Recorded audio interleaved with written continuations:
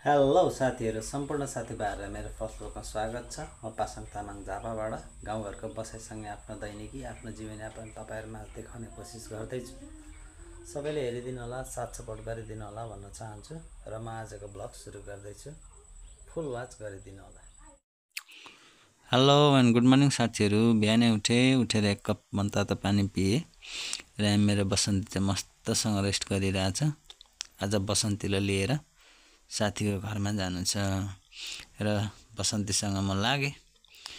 बाटो पनि त्यति राम्रो छैन र मेरो बसन्ती पनि त्यति नयाँ छैन, त्यही भएर बिस्तारै माया गर्दै गर्दै कुदाउँदै जाँदैछु र दुःखसुख भिडियो पनि बनाउँदैछु।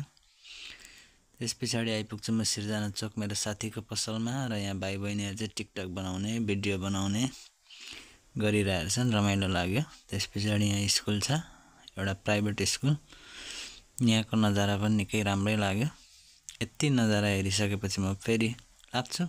ल साथीहरू, म चाहिँ साथीकोमा आइपुगेँ। हामीले काम गर्नुपर्ने ठाउँ यही हो। म जाँदा चाहिँ कोही पनि आइपुग्नु भएको थिएन र अब भने चाहिँ तल दाइ आउनु भएछ। अब हामी बालुवा काम गर्छौँ। हामी 10 बोराको 2तिर 20 बोराको माल रेडी गर्छौँ र हामीले बल्ल पनि छुट्याइसकेको छौँ र म माथिबाट नजारा खिच्दैछु र बाहिरलाई चाहिँ सिमेन्टी खोल्न लगाएको छौँ। बाहिरले सिमेन्टी खोल्दैछ। त्यस पछाडि अब हाल्छौँ हामी गिटी पनि हालिसकेको छौँ। गिटी हालिसकेपछि एकपट्टि 10 बोराको माल भिजाउँदैछौँ र त्यस पछाडि खाजा पनि खायौँ। खाजा खाइसकेपछि अब हाम्रो मिक्सचर सुरु हुन्छ। म क्यामेरामा छु, अब म पनि लाग्छु बेल्चामा। आजको बेल्चा मास्टर गर्ने बित्तिकै एकपट्टिको 10 बोरा सकियो, अर्को 10 बोरा बाँकी छ र अब हामी यो पनि छिटोभन्दा छिटो सकिहाल्छौँ। जम्मा 20 बोराले जम्मी यति मात्रै काम भएछ, अझ बाँकी छ।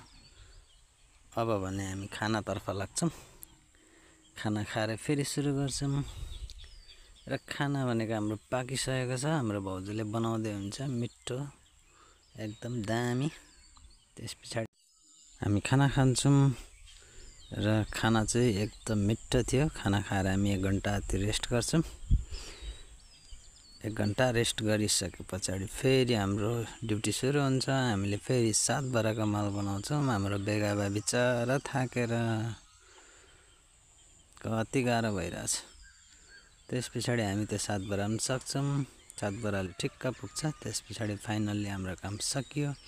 काम सकेपछि म घर जान्छु। घर गएर आजको मेरो कमाइ यही हो। ल साथीहरू, फुल वाच गरिदिनु भएको धन्यवाद। Please subscribe.